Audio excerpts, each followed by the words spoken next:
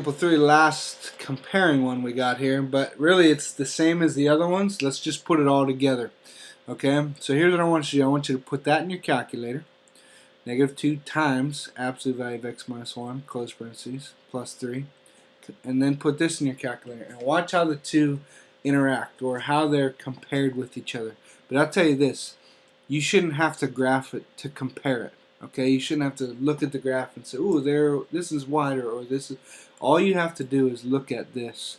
Look at A. That'll tell you if it's wider, narrower, vertical stretch, or shrink. And then look at H and K, which is your vertex. H, comma K. So all those things will tell you if it's wide or narrow. All those things. Okay. So let's do that right now before you graph it. Alright, you can type those in, but before we do it, let's just look at it. -2. I'll just start out with, that's a reflection. What happens when A is negative?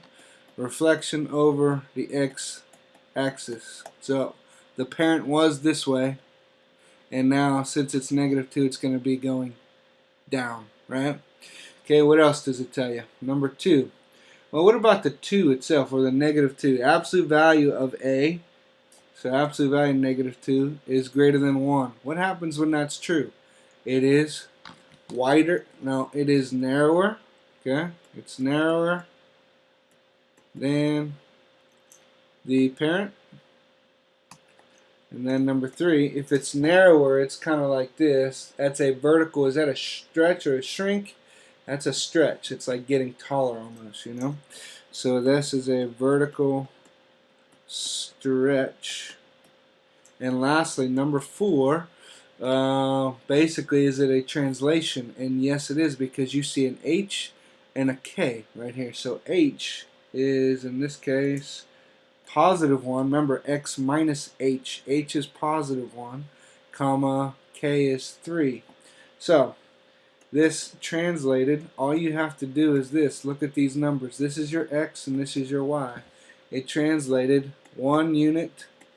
Since that's x, that's to the, since it's +1, to the right.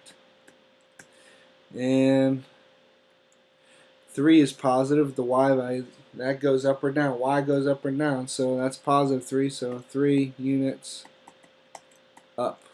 Okay? So you'll know left or right or up or down based on if it's positive or negative.